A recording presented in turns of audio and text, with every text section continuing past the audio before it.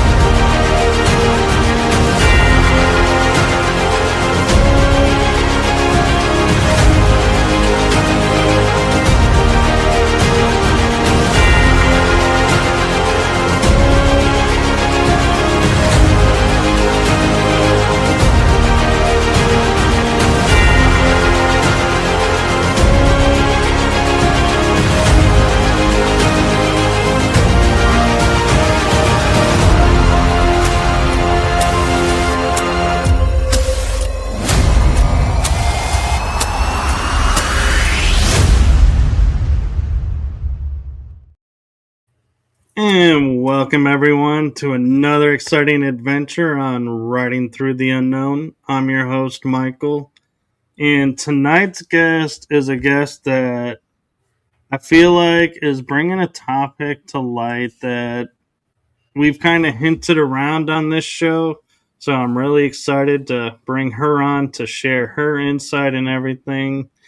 And I know she has a lot of information to share with us. So I'm not going to spend a lot of time reading her bio because it is exciting, but I feel like she is more than what's presented there. So I'm going to turn it over to my awesome and amazing and incredible guest, the one, the only, insight extraordinaire, Jennifer Nunez.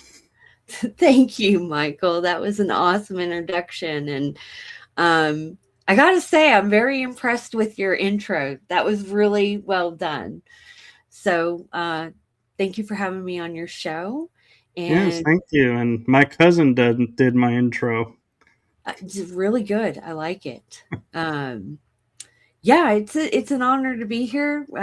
Hello, everyone who's tuning in the live and also the replay.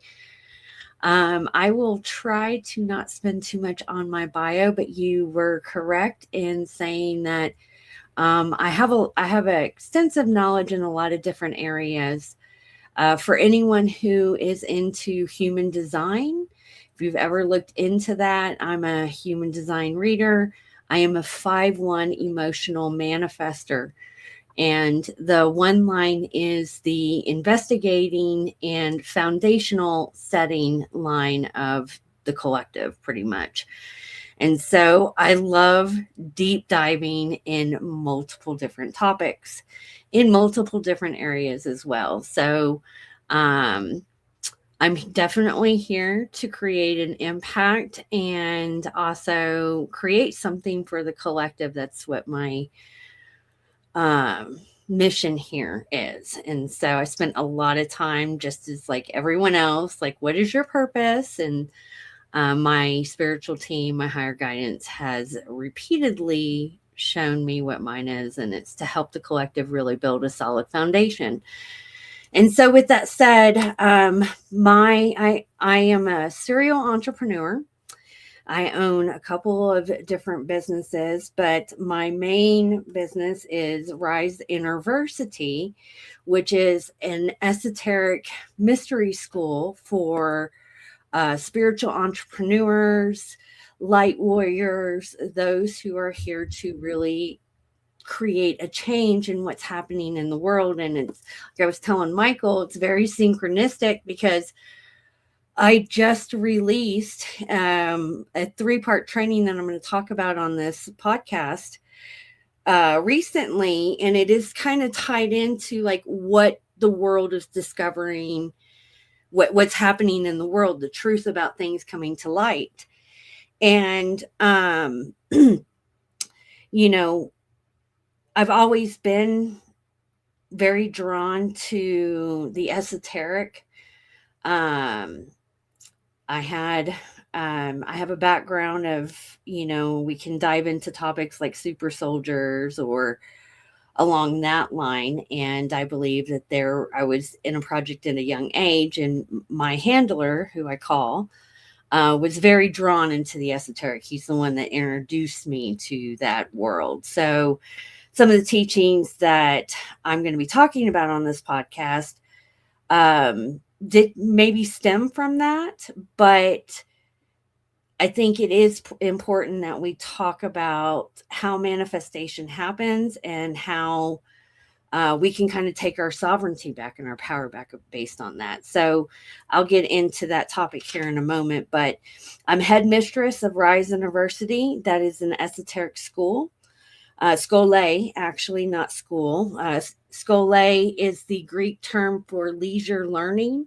I feel like we as a humanity have been pressurized and put into a time constraint, and everyone's in a rush. And this is why we don't know what's happening. We can't see the magic in the moment because everyone's worried about tomorrow or what happened in the past. Hey, honey.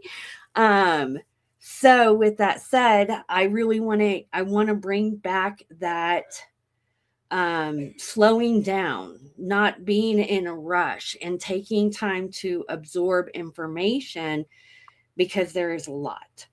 So I classify myself or call myself the techie shaman. RISE Innerversity is the esoteric school. It's where I teach a lot of foundational principles, alchemy work, tapping into ritual work. RISE actually stands for ritual, initiation, sovereignty, and embodiment. So we need all of those to really step into who we are and create a better world, because right now the one we're in is burning to the ground. Outside of that, I own another business, which is called Unity Works Agency. And that is where I help soulpreneurs build websites, landing pages, graphic design, copywriting, all sorts of like VAs, assistants, all the mechanical business stuff that you may possibly need. And both kind of took off at the same time. So I've kind of integrated them together. Outside of that, I have been independent. I got laid off from the 3D Matrix in 2019, right before the big C happened. Never looked back. Don't want to look back. I like being independent, and I want to help other people learn how to do the same. So I'm going to kind of talk to you guys about how to do that. That is very cool, and I love how you put the big C, because that's got a whole new connotation now. I love it. That is great. I don't know what else to call it. Like at this point, I don't know what's censored, what's not. It's been a moment that I've actually, I used to be online all the time, and then I kind of took a step back. So. Yeah, no, sometimes you need to. And before we really get into the topics, you mentioned something that really piqued my interest. Actually, a few things, but this one in particular. You talked about being a human design reader. Mm-hmm. What exactly do you mean by that, and what is a human design reader? Okay, so most people know astrology. They know their big three in astrology, what their sun sign is, rising sign, and moon sign. Human design takes it a step deeper. It incorporates astrology, the chakra system, the Kabbalah system, Jungian psychology, and the I Ching. Okay, so basically what human design tells you is the model vehicle your soul is driving around in. Okay. We have all been taught that we are the same, and that is not true. If we take a step back and look at the animal kingdom, okay, there is a structure that happens naturally. In ants, for example, you have the queen, you have the ones that are around the queen that help guide, you have the little workers, and then you have another set that no one really knows what they do. We as humans have the same thing. And so what human design does is it tells you who you are on a genetic standpoint. And like I mentioned to you earlier, I had a YouTube channel that got taken down, and that was done with a friend of mine who was also my mentor in human design. We did human design readings of famous people in the collective. And so like what I said, I'm a manifester. Manifestors are 9% of the population. It's a very rare type. We're here to make and we impact, we initiate things to get things going.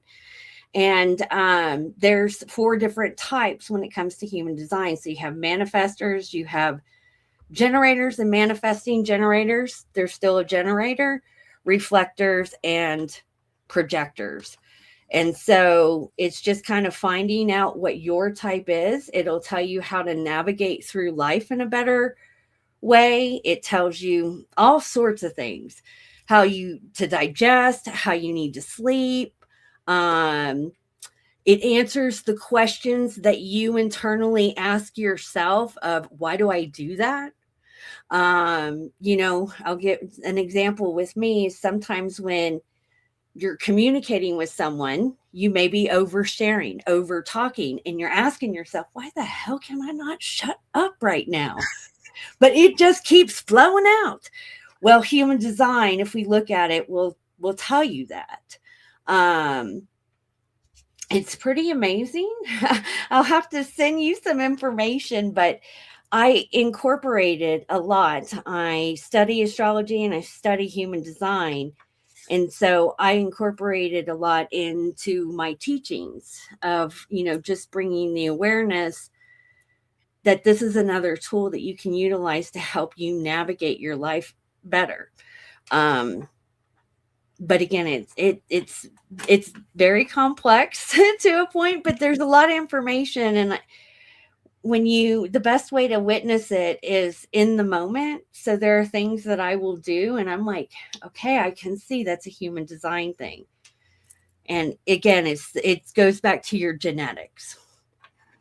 That's really interesting, and that's on a whole nother level. So we could do a whole other show on that. I know, and I'm curious.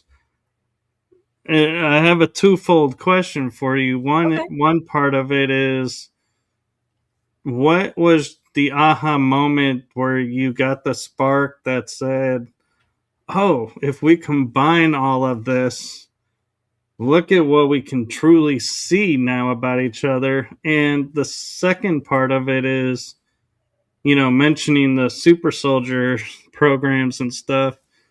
Do you think your awareness of this kind of stems from being in the programs where the mind is expanded? Probably, yes, I can. On the second one, the first part, the way that I look at human design and astrology is as above. We know that the planets are obviously in their movement influencing us on a biological level. Ask any first responder, go to a hospital, ask any teacher on a full moon what happens. Human design, when you break down the charts, you can tie in where the planets are hitting in what's called gates in your chart, and would really love to do a separate podcast on this, but I'll break it down. So either way, astrology is as above, human design is as below, and it will show you how that's influencing you. And my whole life for over a year now, everything is incorporated into my astrology chart. So my marketing, how I post, the rituals that I perform on a daily basis, whatever it is that I'm working on is all tied into an elemental function based on astrology.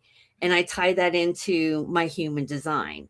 So because the collective right now, only 50% are what's called emotional beings.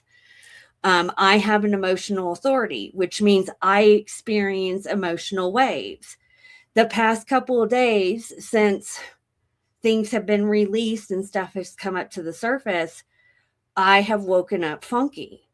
If I did not know my human design and I did not look at it, I would start to associate that something outside of me is making me funky. I'm melancholy. Why am I crying? Like, and then I start trying, I get all up in my mind, which is like, oh, this is happening because this happened or whatever. I could just be picking up on the collective emotions. And those are the moments that I either need to get outside, I do my flow dance, go for a walk to just allow that energy to flow through me and not attach myself to it. Because all energy that's happening right now is coming from neutrino oceans. It's things that we can't really see. It's not necessarily us. It's just that it has to flow through us to collect data, so to say. And whatever data it's collecting can be shown through human design. I hope that makes sense. It does, and I'm curious as I'm loving how your camera is like losing focus as you're talking. But I can feel my energy raise up. A lot of people are watching the Schumann resonance right now and its effect. Do you, as you're doing this work, do you look and encompass the Schumann resonance into it and take that into effect, or do you view that as secondary? It's secondary. You can, because human design on a scientific level, like it came online. It was a channeled from a guy named Ra, who brought it online in the 90s. So it's fairly new, but it has gotten attention scientifically. Like they are outside of, I believe astrology should definitely come into the mix, but they are still saying that pseudoscience. Human design is, and what it's really reading is the neutrino ocean that is flowing through us, through the sun and the planets. And so when the Schumann sparks, when we have these flares that come off, yes, it's definitely going to impact us, but that's just like another layer deep that you would just have to add. My starting off anyone in human design is find out what your type is and start paying attention to what your strategy and your authority is. Your authority is going to be your compass. It is your inner guiding system. It's going to tell you yes, no. But most people, they don't listen to their intuition. They don't listen to what their body is telling them. And that's the thing that I love about human design. This does not know a damn fucking thing, really. It's going to be your best friend and your worst enemy. So you can't quite trust this, and you can't quite trust it right now because I'm someone who does a lot of meditating and paying attention to her thoughts. And outside of getting blasted by solar flares, they're spraying our skies. We're in a frequency war. We've got MK Ultra going on. This is not going to know that much, but your body is always going to know. And you know this when you walk into a room and you know something's off. Or that little voice told you something and you didn't listen to it. And then you're like, damn, I should have listened. Yeah, exactly. And so I have a really interesting hypothetical question for you. Or I shouldn't say hypothetical, theoretical more. And that is, you're talking about the neutrino waves. So we all know that has to do with stars. And so you get a hybrid who has potentially been in programs of, the secret covert nature, not black ops. I'm talking the secret space programs, MK Ultra, all those. How does that affect their, image, and or does it? To be honest, I do not fully know. I am, my one line is currently going through its investigation where it is kind of collecting similar data on that. I'm looking at more where hijacking, archons, affecting your chakra system could possibly come through in the human design or looking at the chart. So I haven't, that is something I'm currently investigating. It's a very interesting question. I just don't have an answer for that at the moment. Because there's, looking at a human design chart, there's a lot of things that could be happening in the moment. I've never had any off planet that I know of or memories that I remember. However, I was put into another different type of program that I had to break, and that was in 2018. So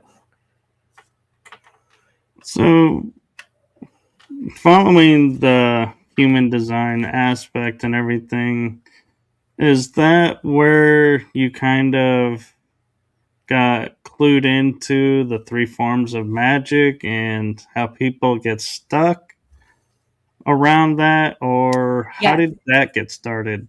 Okay, so let me talk about the three forms of magic and what exactly that is, because it's important. We are actually witnessing, this is the type of magic that they have used to entrap humanity. And when I say magic, I am using the spelling with the K. There's a difference between the C and the K, and the C is, magic cards, pulling a rabbit out of the hat. This type of magic, and it's for creation to happen when we're manifesting. It is the three things that need to exist in this realm for creation to happen.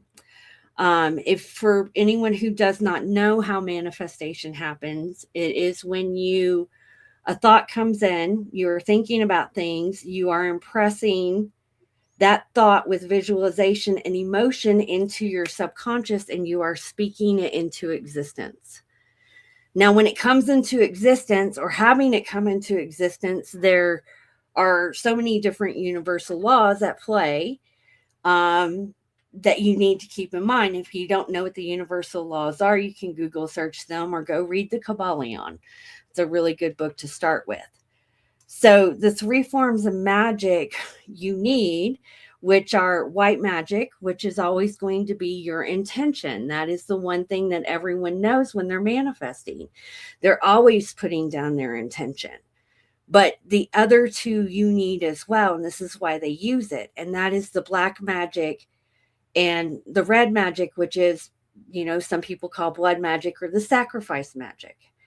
And when I say that, some people are like taboo, but let me give you a scenario of how I incorporate astrology or human design into this. And you don't need to have astrology or human design, but your black magic realm, what is keeping your manifestations to appear in the reality, is your shadow. Okay.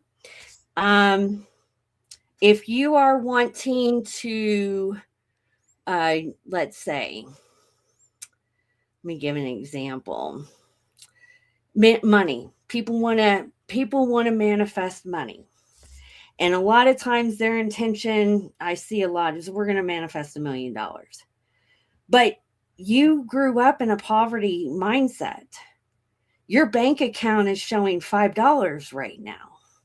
everything inside of your being, your nervous system, your everything is saying, fuck no, bitch, you can't manifest that $1 million.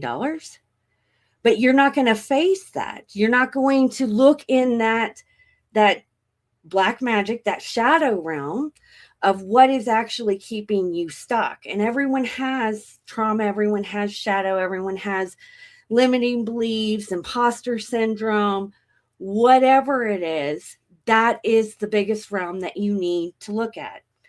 The red magic is the sacrifice. What are you going to give back? The way that I like to reference this is dieting. You're going to have the intention of losing 10 pounds. But, when it's time to go to the gym, you don't want to get out of bed. You're not going to hold yourself responsible. You're going to give yourself every excuse of why not going to the gym is going to be that shadow black magic realm. And at the same time, you're eating the donut. All right. You're not sacrificing it. You're not letting it go. You're not replacing it. Or you're not telling the divine or the universe that when this comes in, when you lose that 10 pounds, you're going to give something back for it. Okay. So that's where that red magic comes in. And the other side uses the same forms. This is where the triangle comes in. Okay. It's not just that you need, the 3 is very significant in many different cultures, but it's the intention of what they want, the black magic. And these people can't, the ones that we are discovering coming up to the surface now, can't create. Okay. They need to prey on our energy to have their creation come into effect. So what are they doing? They are creating a scenario for you to have all those shadows. My mom, like the 3 jobs, clipping coupons, $100 was like, 10,000. It was a big fucking deal. When I looked into, when all this came together, I had to look at my, I had to honestly look at my bank account and why I was struggling in my business and why I was burning myself out. And that was because I was not honoring my prices. I had imposter syndrome. I had fear of success. I had a glass ceiling that if I got successful, the government was going to come after me. All this stuff in the black magic realm. And so that was all created too. They created a scenario outside of us for those shadows to come up, and they still continue to do it. I'm interested to see how many people this year are not going to pay their taxes. Seriously, no one should be paying taxes to what we found out is ruling the world, especially in this country. But guess what? People will. And you know why? Because they've created a scenario designed to instill fear. And that fear is that black magic realm that no one wants to look at. They're going to go ahead and they're going to sacrifice their morals. Deep down, they know what they're witnessing is wrong, but they're going to sacrifice their morals out of fear to do something. And of course, we know what else they do in the red magic realm. I'm not going to go into that. I don't teach any of that. All of my 3 forms of magic has everything to do with you, what you need to face.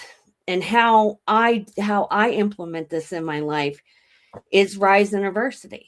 So the foundation, so the root solution, what I'm talking about now is a 3-part master class, 3-part training that's free. Any of your listeners want it, they can join. I would be honored to have them. It's jam-packed, filled with information. I have a hard time kind of not over-delivering it, but it is a free foundational course, and the next level is into the Earthkeepers Guild, which is our monthly membership. And RISE Innerversity is a private members association, so that's how we, there's a puts you in a different jurisdiction, legalities and taxes and everything when you do that. And so that's why we have a monthly membership. But it's $55 a month, and I don't get any of it. I don't get none of it. Any student that comes in has the potential to get up to 80% of the commission, reoccurring, lifetime. So the biggest thing that I struggled with was, trying to step into your mission. A lot of people have to work. They're not working just 40 hours. People have to have 2 jobs now to survive. And so they don't have the time, or they can't afford to really step into their purpose. So solved. Here you go. You come in. I'm going to give you the potential to create an income for yourself. That also will help you start to step past your shadows, your insecurities. Getting online and speaking your truth is a big deal. Learning new things is a big deal. There's all sorts of things that come up that in that process. And so I created a container to help you do that. And then the other portion of the income either goes to my team that helps me run it. And we also have a cause called Rise for Rescue that helps animals find, people find their familiars, and animals find their forever homes. But right off the bat, I am giving back that red magic to the community because I'm here to help you grow. Outside of that, where my income comes from, that structure is all inside within the community.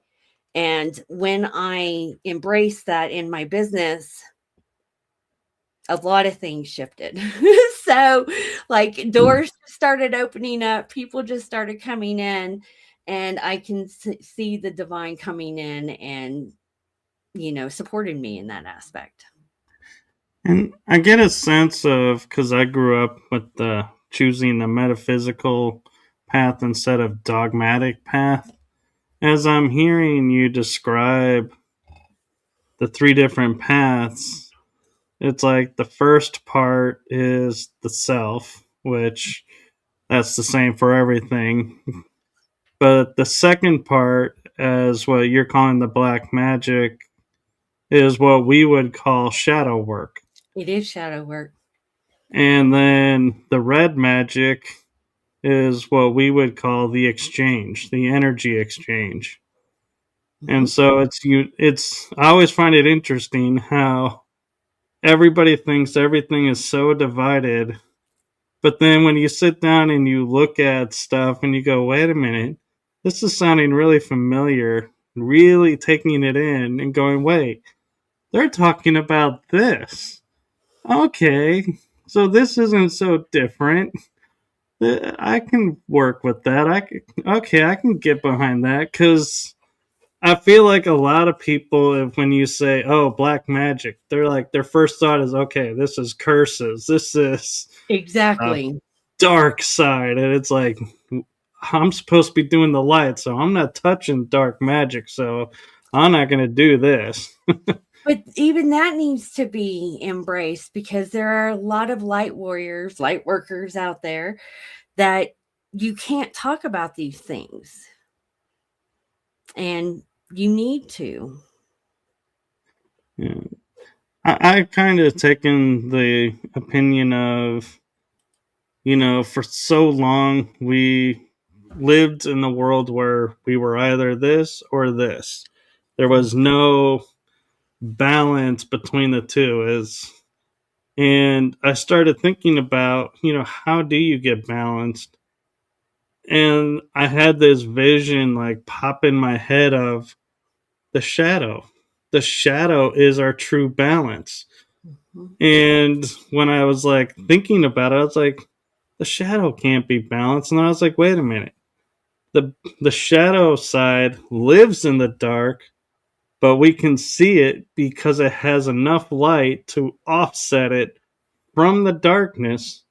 So it has both light and dark. So it is therefore our balanced self.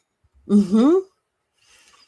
It is. And as much as, that realm, diving into just doing shadow work, and I don't encourage anyone to, there's a period of when you are going and doing your shadow work, you can do it too much, spend too much time.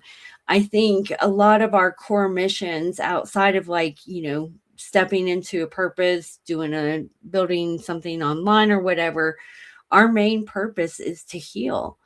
And there's a lot to heal from.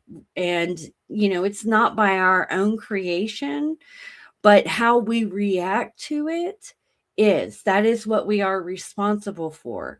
Um, and you won't know how you're reacting to things until you're really mindful in the moment and just paying attention to, like, what's coming up. And the one thing that I do like, why I incorporate human design into that, is because some of the stuff that is coming up Come on, in Michael. your life, or oh, there you are. Did I freeze? No, actually, it's what's kind of ironic to some people, but we're used to is as you were describing that, my computer automatically goes, "You have no internet."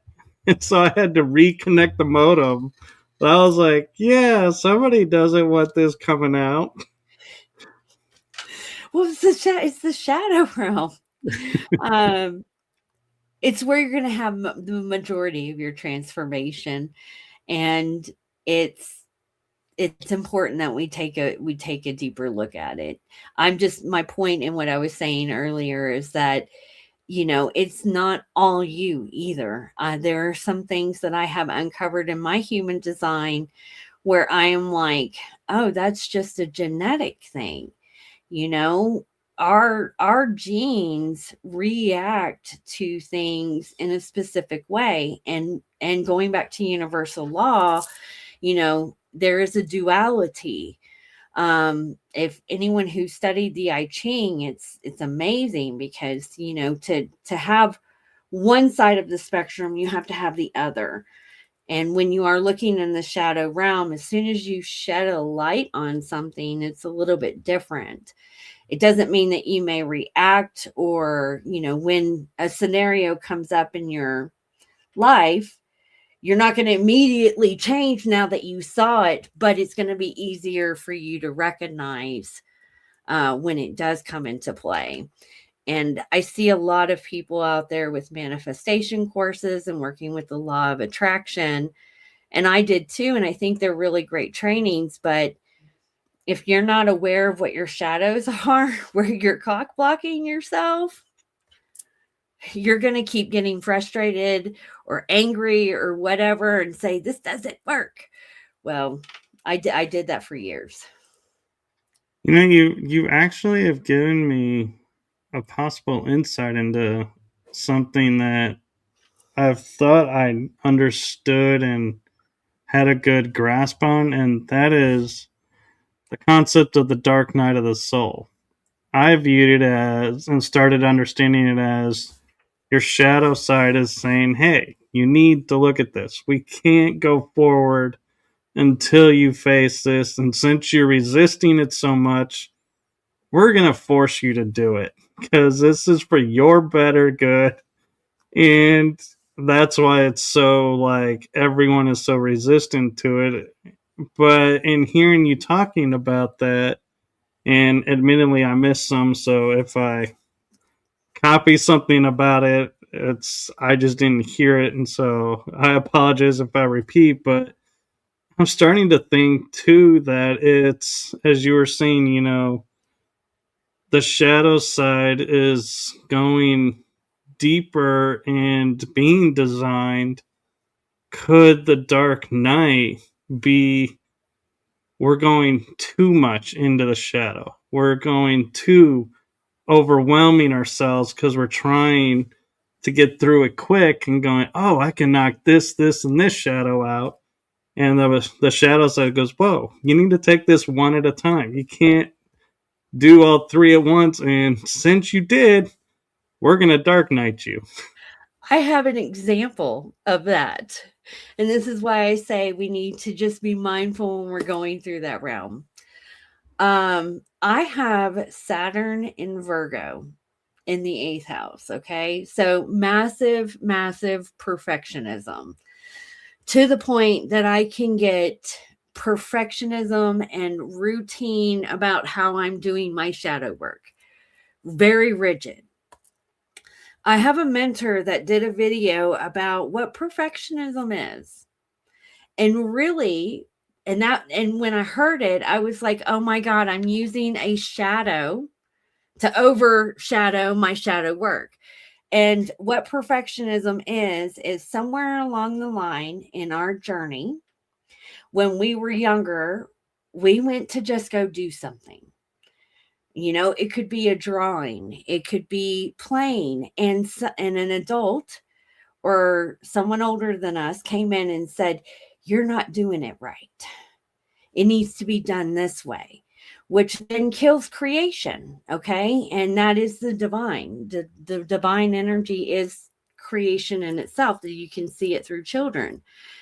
And so that one scenario got embedded into your subconscious to protect you from doing it. And I grew up in an environment where a lot of what I did was always, there was always being reprimanded or corrected. This was wrong. I need to do it this way. And so that's where my perfectionism came in. And it wasn't until I put two and two together that I realized that I was allowing one shadow to be very fine-tuned and being a perfectionist with my shadow work and how I was doing it. And I was like, okay, I need to look at that shadow and exactly why that came into play, because a lot of our shadows at some point in our journey when we were young, they served us.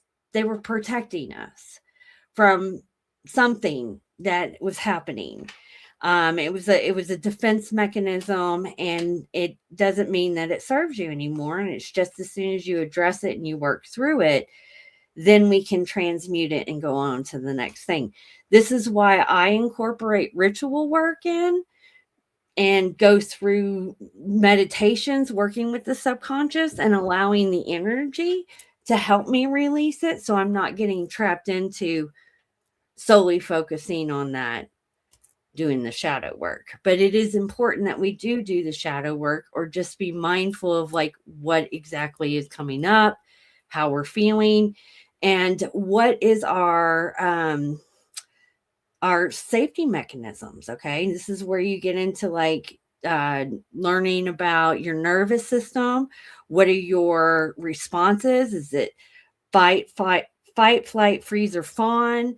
I go a lot into that inside of the root solution, because that's going to make you aware of where shadows may come into play.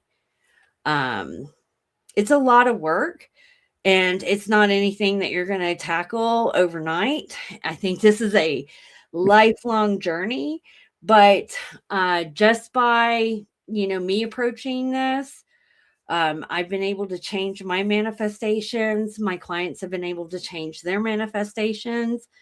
And it's just looking at how we are creating as a whole, and where you may be self-sabotaging yourself. So, yeah.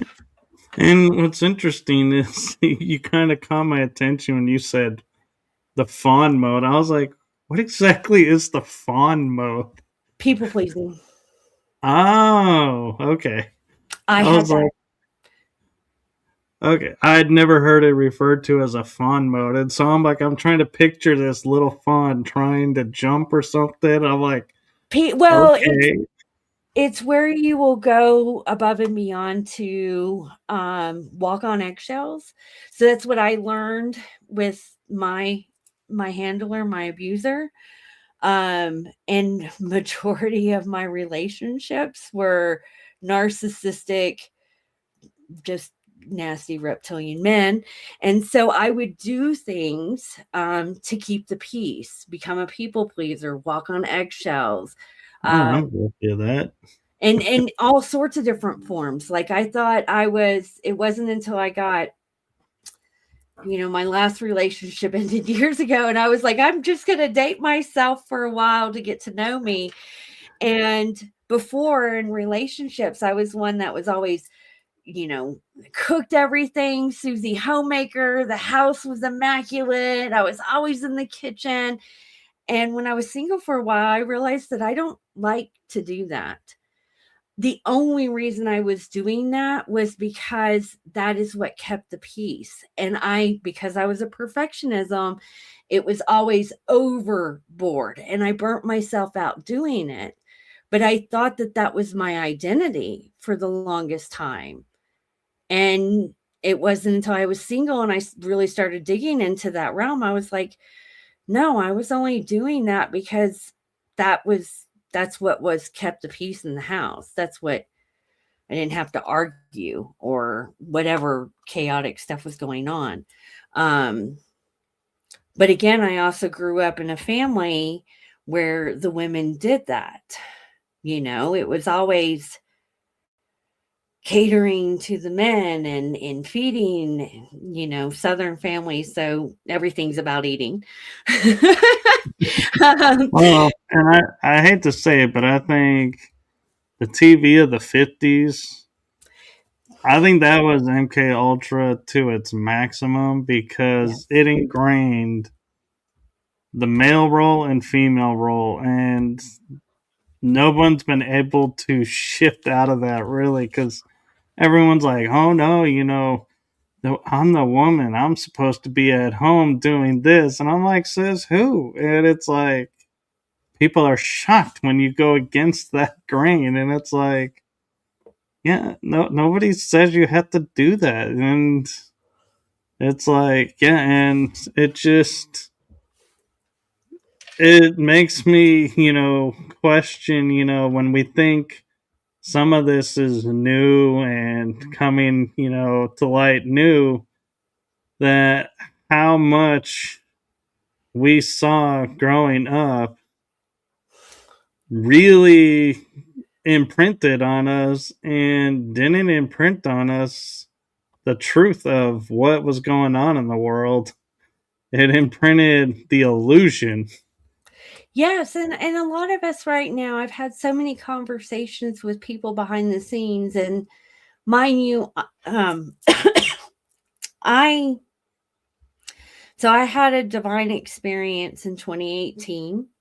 I still don't know exactly what it is. It could be a Kundalini awakening. It could be, I feel like I was unplugged from the matrix, but that can be a total separate show. But either way, that blasted me wide open to a lot of things. And at the time I was in a relationship and he introduced me to Zeitgeist and what was really happening on the political side. So I've been aware of these things. I have been more spiritually tied outside of like the government structures, but just like having conversations with people, they don't know what's real, what's a program, who they truly are. And I think that's part of the design. And I don't, I have taken the time to just get to know me and love all aspects of myself. Um, and that's not easy to do. A lot of people, I mean, you know how much you love yourself when you look at yourself in the mirror. Like, what do you tell yourself? Do you critique? Can this be better or whatever? Um, they've all designed it that way. And so much Yeah. is coming to light. And I'm even having moments through this process that I've had to breathe. Like, I'm like, oh gosh, here we go. You feel like I'm having another awakening. And as of right now, when we were going through it, it's like we could take time to go through it.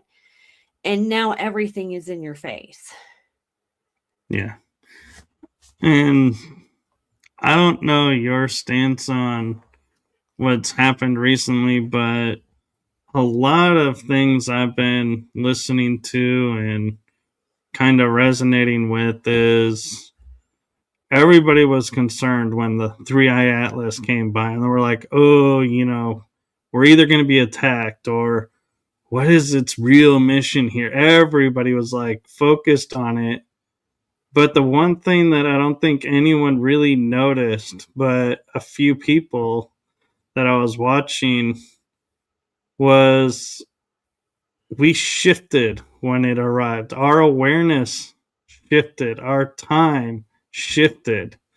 So we used to say like, oh, wow, it's already September. Where did the time go? And you would kind of like laugh about it. But now we're like, oh my God, it's middle February. It feels like we just had January 1st and time is in like super mode. And we are, you either process it or it'll smack you in the face and then you'll process it, but there's no escaping that factor now. They've definitely done something with time. That's why I like the Scholē, because I'm not what used to take me a day now takes me a week. And again, I could beat myself up for that, but I'm just going along with it right now. Like, I'm doing the best that I can because time has sped up. I personally, I don't mean to interrupt, but because I know, especially as I told you, I don't do that, and here I am doing it. But there's a point I want to make, and that is, time didn't like speed up to like mess with us. I think time sped up to show us our divine time, and so what we don't get done. Like you're saying, oh, I used to do this in a day, now it takes me a week. We're more in a zone of, so what? It happens when it's supposed to happen. It unfolds as it's meant to unfold, and we're peeling off our pressure of, I did this in a day, I always got to do this in a day, or I normally by now I am like contacting all of my shows for next month, getting ready, and I'm like, I haven't even contacted a single one of them yet. And I'm like, and normally that would have me stressed out, but I'm like, you know what? I have this weekend, I have a couple of weekends, I have some time in the week. I'll just reach out, and they'll happen. And if they don't, I have, I can get maybe somebody else to fill in because get something happen. And it's like, I'm already in mind 3 steps ahead of where I normally would be. But in actual timing, I'm like, you would think I'm actually behind because I haven't started. Right, but that's all perception in itself. I can see that happening. To be honest, my spiritual team said don't have anything to do with 3-eye atlas, so I don't know a damn thing about it. Did not pay attention to it. I was told not to tune in, and I listened to my higher guidance. I'm not saying 3-eye atlas was the cause. I was just saying that was like the focal point. That right. But what I was going to say after that was that I do know astrologically there are a lot of things that transitions that happen too. So I don't dismiss anything at this point in the journey.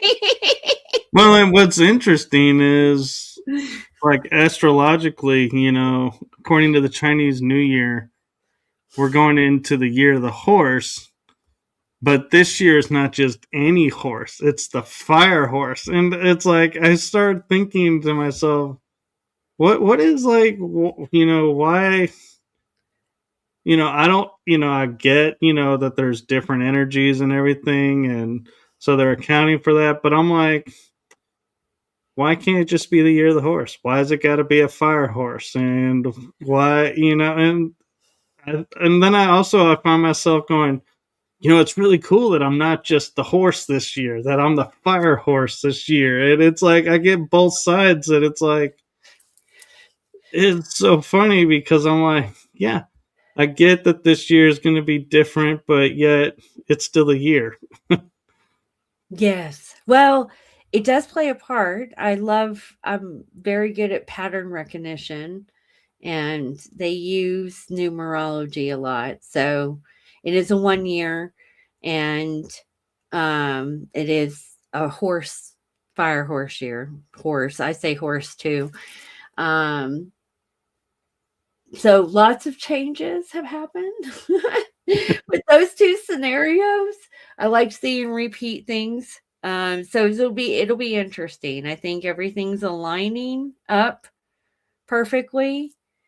We're just gonna have to see where this show is taking us. Um, I don't quite agree with everything that's happening collectively, but And I do know we're here for a massive change. and talking about change, there is one factor that I've noticed that people don't understand how it's happening, but and they're naturally doing it, but they're not understanding how they're naturally doing that. And that is the alchemy that goes and is the catalyst that brings about the change. Because everybody sits there and if you say to somebody, oh, so, that alchemy is working for you, you're really alchemizing this change. And they'll go, I'm not turning lead into gold. I'm not messing with, this or that. I'm like, what makes you think that's the only form of alchemy? And nobody ever thinks about the energetic alchemy. Yeah. Well, after the root solution, when you get inside of RISE Innerversity, I have the Roots Before Wings course, which talks about that. If you actually becoming the magician and paying attention to what's happening in the 4 quadrants of your life: physical, mental, spiritual, and emotional. That is where you're going to turn the lead into gold. Maybe not to the point where it's physical. Haven't quite done that yet. However, you can say that I can say I have done that. We'll take this. Here's a manifestation thing that I had to do. Shadow work I had to do around that to create it. Um, money. Money right now, everyone is witnessing the fiat system that is fake as fuck crash. So we're going to have monopoly money, and you take that monopoly money and you turn it into something. So that's what I do. I take and turn it into silver. So taking something out of nothing and buying something that's tangible. That's alchemy right there. But it's just as simple as that. But Right. And I would have never done that. The old me would have never done that because, I was too worried about what was in my bank account and shadow work and poverty mindset.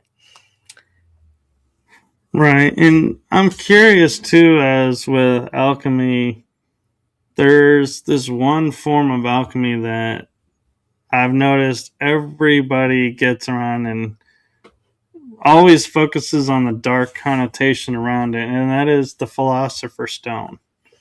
And they're like, everything I've seen referenced about it, and I don't understand this, is you have to sacrifice a lot of people to bring about this stone that has the power to resurrect a life and bring it back. And I'm like, I don't know that that's, what they're really talking about with the philosopher's stone, but that's the information that's kind of taken over and become the precipice of whenever somebody hears it, like, oh yeah, you got to sacrifice this huge amount and it may or may not work. And you could end up creating something worse. And it's like, I personally have not gone, I have not heard that. However, you're using the red magic. You just, in that one scenario, you explain the 3 forms of magic. But I would say that is probably, I mean, whoever initiated that idea out into the collective to start with was probably not willing to sacrifice his own things. He wasn't willing to give the donut up, so to say, nor was he willing to even look at his own crap. And Why are so we it's picking on the going, donut? it's that man. I just Like, say that because man, like people want to lose weight, but yet they don't want to put down what's not good for them. And yeah. I get it. I'm not judging, no judgment here because I will eat the donuts. I know, like a donut every once in a while is okay. But man, I'm like, we're sitting here dogging the donut every chance. And I'm like, the donut's not the bad thing. But you get my point. I So, do.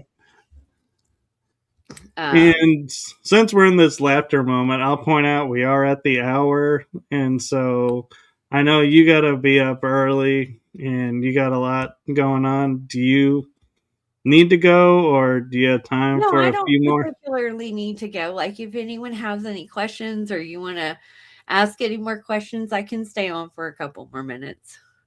Okay. And I'm really enjoying. Thank you for having me on. So it's a lot. It is. And as you pointed out, we've had topics that we've had at least 3 shows worth of topics coming up. So I'm Yeah, like, I'm loving that because I'm like, ooh, I like repeat guests, and so I'm like, ooh, I'm loving that opportunity. I do. I have a lot of information to share with the collective, and it took me a moment to get out of my own way to allow that to start flowing through. So I'm grateful you had me on your show. And the next question I have, where I'm kind of sidestepping from everything we've been talking about, because it's a subject that is up and running right now, but not a lot of people want to get into because there's not a lot of proof behind it. And I imagine you know where I'm going with this, but you talked about being in the super soldier programs and everything. What was your awakening like? Can you share how you found out you were involved in this, or is that too I can't, emotional? I can't confirm to. So what woke me up to putting pieces together from my childhood, and mine is sexual ritual abuse as a child.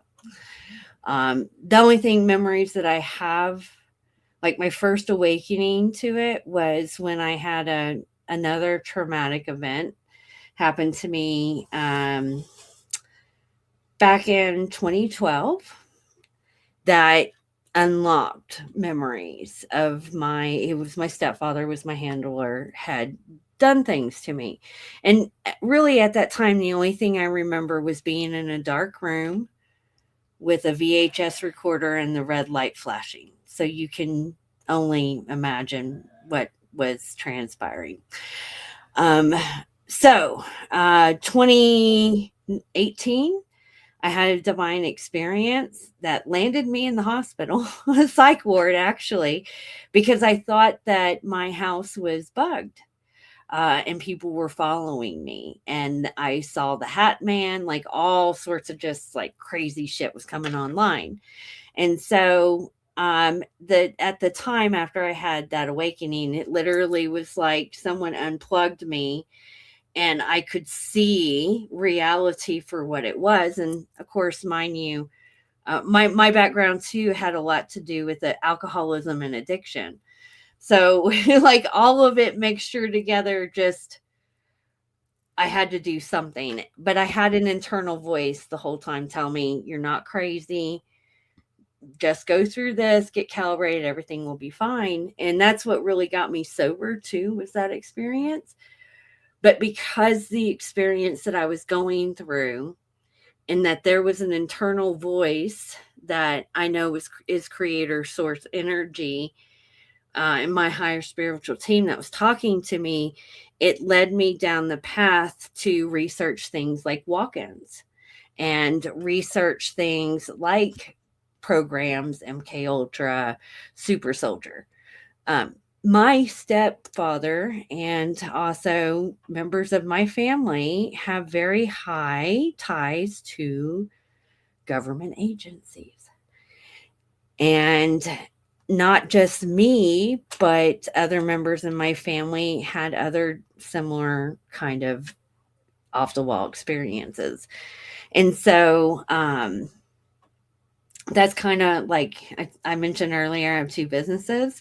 My agency helps people in this area. So I help, a lot of people put on conferences, do their websites, and then that's where I just started gathering the information. So I don't know if it was Super Soldier that I was in. I very psychic and in tuned. I know that there were things that were happening to me. I have memory of things. I wouldn't be surprised if there are some memories that are wiped or suppressed that I haven't quite unlocked.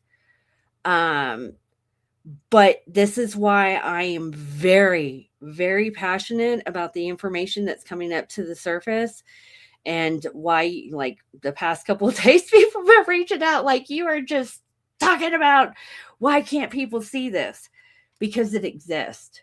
And outside of horrific, people on the world stage doing these horrific things, it starts in your community more than what people know. And if anyone follows you and has watched the Kathy O'Brien documentary, it was me watching her story at the very beginning of how her handler came about is similar to what my upbringing and experience was. And so I feel like my handler was involved in that. I may have gotten lucky. I was probably just used for creating nasty fucking material. Sorry for my pardon my French. So yeah, that's. Well, thank you for sharing that. And I did have, that's in full transparency, that I did have a reason for asking that. And so I know, like I said with you, I have no agendas, and it's not really an agenda, but I had a thought process, and I was like, I felt like I really couldn't go there unless I had that piece of information. So thank you for You're welcome. sharing that. And now for the interesting part of why I asked that is, do you feel like going through that trauma and that program possibilities? Because I had the same thing. I have memories that are incomplete.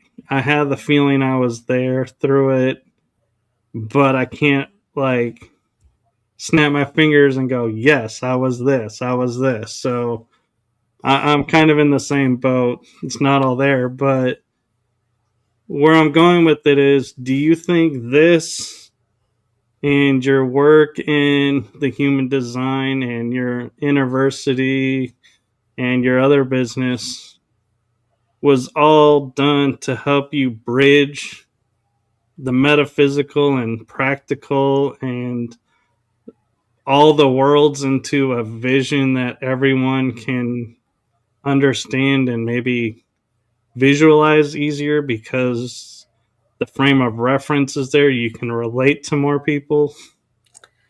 Yes, I can. I think a lot of us who have gone through experiences, whether we may fully remember them or not, I don't dismiss anything that really comes up inside. I will sit with it, process it. Um, and even if it is a horrific thing, I do feel on a higher spiritual level, there was some type of also guidance to kind of help you with that. I'll give you an example. So I have a background of addiction, and I very I was involved in the system. They death jails and institutions when you're an alcoholic. And so I spent 18 years, state of Texas property, pretty much not being able to vote. Okay. So I have not been able to, I cannot, didn't know what was happening politically. I couldn't contribute, so I never paid attention. And now that I know the truth about that whole black magic ritual thing that they do in that, I was like, oh, that was a horrific experience that I went through, but that probably saved me in a lot of things. Like there was a shielding. So I feel like, to answer your question, I feel like a lot of us, outside of our experiences, it has awakened us in some level. It's either activated some type of superpower, or it's going to help transpire into the future and what we're building. My mysticism and occult also came from my handler. He gave me my first tarot deck. He would literally do seances and have entities jump into my body. Okay. So I'm very mindful of like knowing what's me and what's not me. That skill set serves me now. It is how I had a conversation with my best friend the other day. I woke up in the morning, we were having a conversation, I got triggered. And I took a step back, and it wasn't anything that I didn't know, but I was like, you know what? This is they're MK Ultraing people. They're making what they're putting out in the collective, they're amplifying it. They're twisting people's emotions, they're twisting people's thoughts. Because I can recognize that there is an outside source or entity influencing me, I can recognize it in the moment because of previous experiences. If I didn't have those previous experiences, I don't think I would have that skill set, that muscle at play.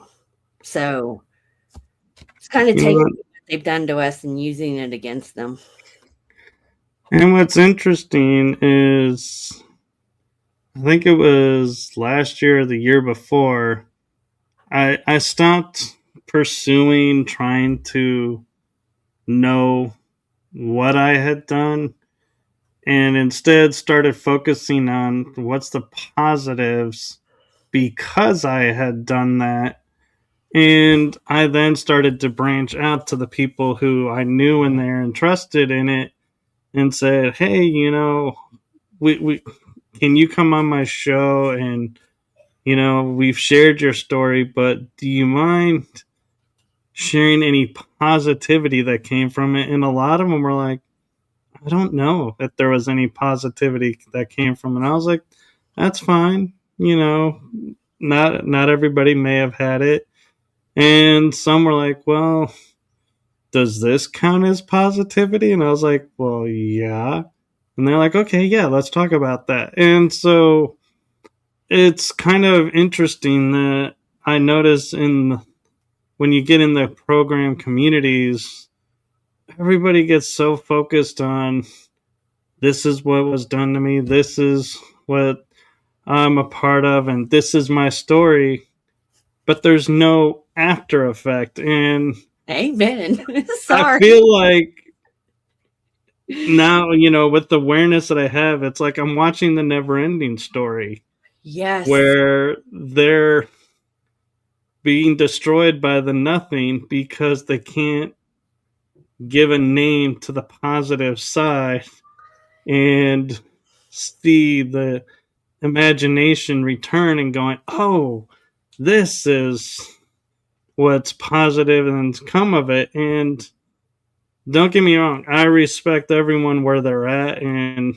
I know everyone's where they need to be. It's just an awareness that I had, and it was interesting that you seem to be on that same wavelength, and that caught my attention because there's not many who are. No, I've had conversations with my friends about this that are in that community, and I do see that happening. I feel like it's more of like how many badges can we put on this super soldier suit of how much they fucked us. And I think, look, I can have a suit full of badges too and trophies on the shelf.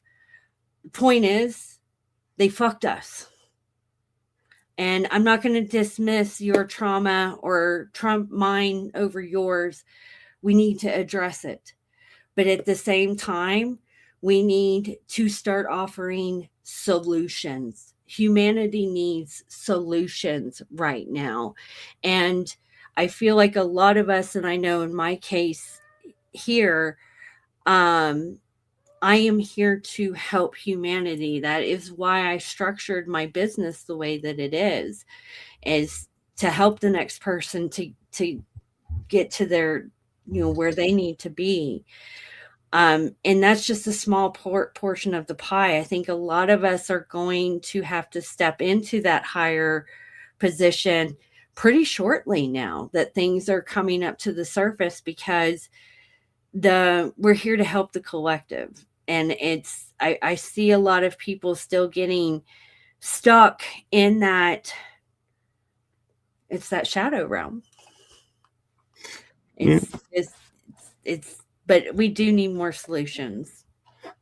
Well, and what I found interesting is a lot of people, will say, oh, I did this, this, and this in the programs, and now I am doing this. And I'm like, well, that's what is the cool part, is the after, where it's like, I know a few who made the choice like I did to go, hey, we're just sitting here. We have all this stuff that they put into us and taught us.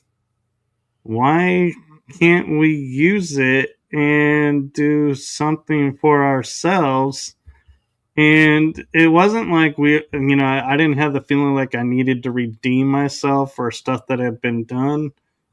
But I was like, what if we were to turn our altars on the creators? And we know where a lot of these facilities are, where they're taking kids and doing stuff. What if we went in there and kicked some major ass and started pulling them out and saving who we could save? And they were like, yeah, I've started doing that too, and started thinking about that too. And it's like, yeah, and it's interesting to me how the creators are like now having to face up and go, we created these guys and now they're turning on us and we don't have a defense against them because they trained us too well. Yeah. Um yeah, needs to be organized. I think that we have there's a lot of tools that a lot of us are holding, and they're not being utilized, just like you said. So Yeah. And I think, talking about the never ending story, the last Matrix movie was like a huge eye opening to me, because the whole series has been about the construct and program of there's one, and it was the guy. All of mm-hmm. a suddenly, the last movie was there's the one, but it's not the guy, it's the girl. Mm-hmm. And she woke him up and reminded him who he was, and was the catalyst that broke and that the agents couldn't beat. And so it was like, and then they both fly off at the end. And it's like, yeah, the one is not a one anymore. The one is a two, which means it can be a three, it can be a four. We Mm-hmm. all can be the one now. That is now in our awareness thanks to this movie. And I Yeah. feel like a lot of people missed that. Um, and it's a lot, just overall it's a lot. But I am seeing people in the community where that awareness is starting to come up to play, or they're looking for implant, talking about solutions, bringing more solutions to the table. We need to get organized, to be honest.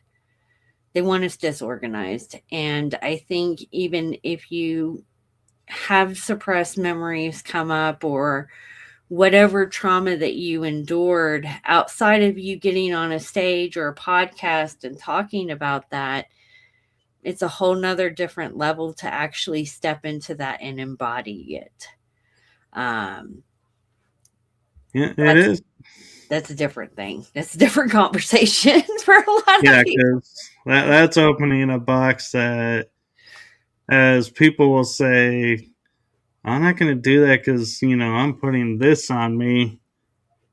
Yeah, when you make that declaration of this is what I'm doing with my gift, you can imagine you're having like several more of those put on you. And it's like you got to be very careful and very cautious how you present yourself and what you're doing, because as much as the world has taught us, we are sovereign beings, we are powerful in our own right, we are being watched. Sabrina Wallace, man. I love Sabrina Wallace. I'm like, yeah, they're already. I had gotten sick not that long ago, and I know it has everything to do with the spraying. And I had come across the information about cloud dust, which is tiny little microchips that are in dust that they spray in the sky. And so the morning that I woke up not feeling good, I told them inside, I do not consent to you motherfuckers monitoring me.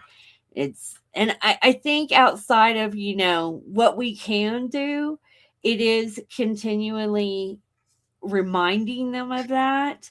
And then also doing the little things that we can take our sovereignty back.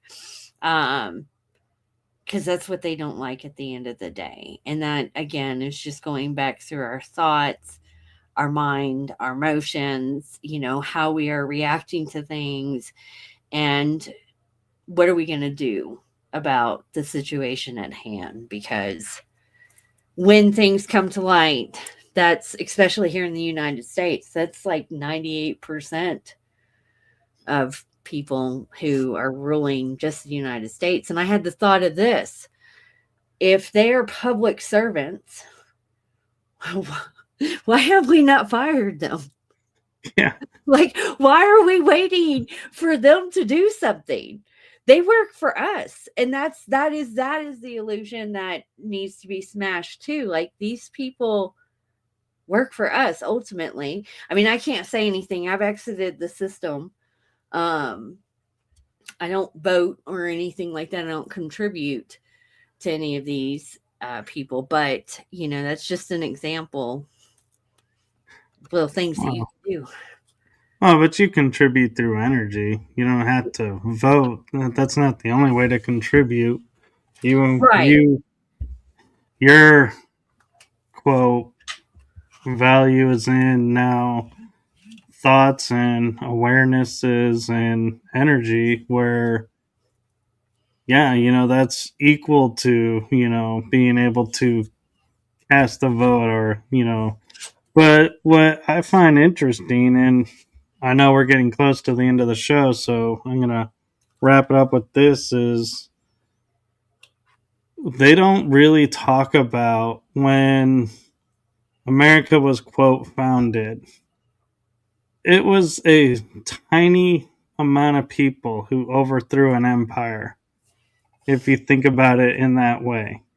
There were more loyalists on the colonies than there were patriots, but yet somehow we were able to turn the tide, get awareness.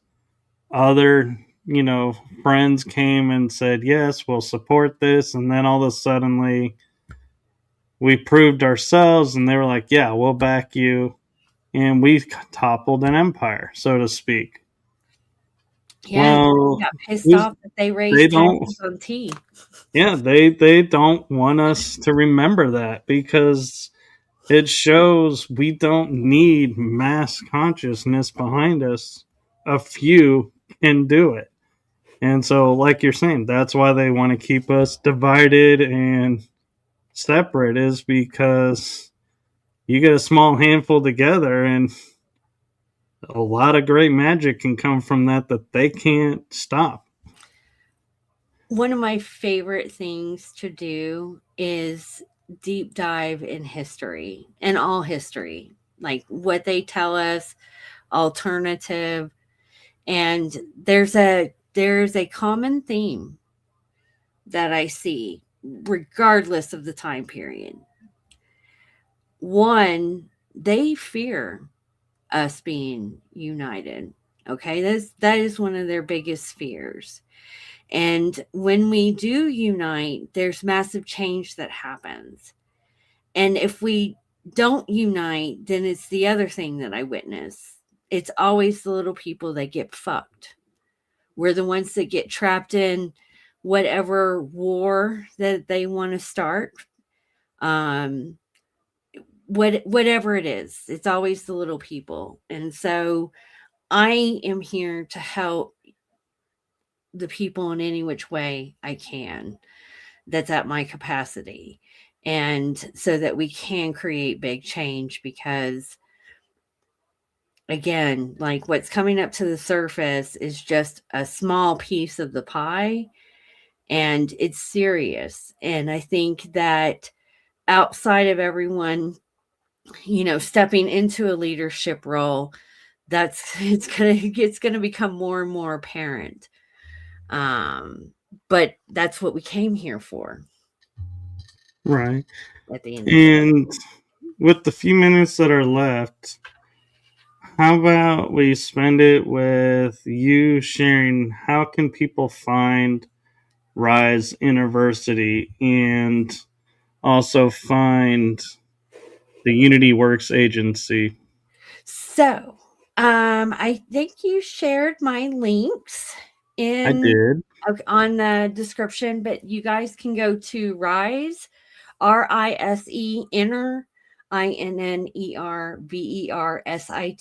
It's like university, but innerversity. .com, and that will take you to like my link tree, and it'll give you a couple of different options. You can sign up to the newsletter list. If you sign up to the newsletter list, that will give you guys access to the root solution masterclass that I was talking about. If you want to, it's a 3-part training. It is jam packed with information to help you. A little introduction to how I teach.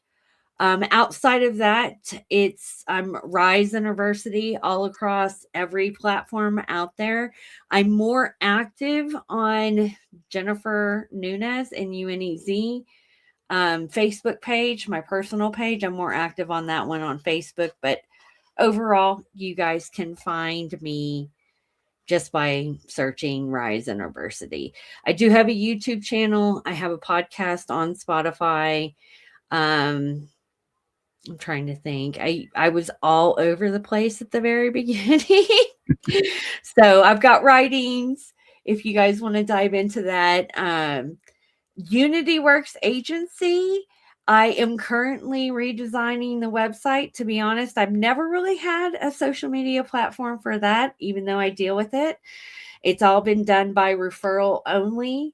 But if you are someone who needs help in building a website, even if you're looking at different platforms to host your website on, we offer very affordable solutions. It's another thing that drives me crazy when you do have an online business. As you well know, Michael, all of these little things that you have to utilize have a charge to it. So, Oh yeah. we have given some affordable solutions for people on hosting websites. If you're looking for assistance, just find me and reach out and send me a message. I would love to help you. Um, but yeah, that's where you can find me. So Very cool. And so I want to end with a message for you, Jen. And that is, oh man, this is going to be a hard one because of all we talked about. It's like, yeah, I'm like, wow. My heart and the heart of my shows to you, thank you for what you're doing for humanity.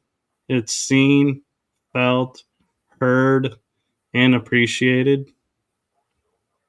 thank you for that. I feel that. Thank you very much.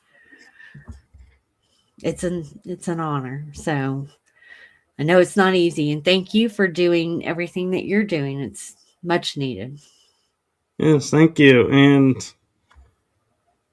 I know we talked about having more shows and topics that we could do, and I would love to have you back on. And as many shows as you want to do, I would love to, dive into things with you and keep sharing this out. And I also am aware that as we know as podcast hosts, not everybody is, you know, just conversation. Some have agendas, which is fine for their platform. So thank you for trusting me and coming on, and because I know we had never spoke before, and so I really appreciate that you trusted me, and we were like talking offline about how we were excited for this and getting into this, the group, the mindset for this, and I just want to thank you for trusting me. Oh, you've got very good energy, Michael. So it was an honor for you to reach out, and it's like we had mentioned earlier, divine timing. I had been getting the message to get back online, start sharing my story. And when you reached out, I was like, okay, here we go. So thank you for having me. It was an honor, and I hope your audience enjoyed it. And yeah, I'm looking forward to the next one. I think we got a lot of topics to talk about. Oh yeah, and I love the fact we got all our topics in tonight, and so there you go. It's In a amazing. in a good time frame too. So Yeah, and we're ending with laughter, so that's even better. we need more laughter. Archons hate laughter, guys. Well, you heard it there. And with that, I'm going to say thank you to everyone who is in the chat room and to everyone who's going to be watching the replays and tuned in for the live. And thank you again to Jen for coming on and sharing her story and experiences. I know from my personal experience, some of them are hard to share. So thank you for trusting us with that. And blessings to you. And blessings to everyone. Have a wonderful week. And we will see you on the next episode. Good Thank night, you. everyone.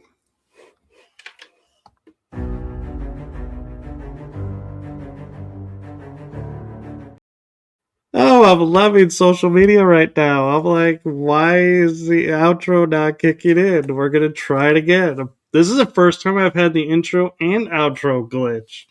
So We're coming fingers into crossed. Mercury retrograde. That's what I'm going to blame it on.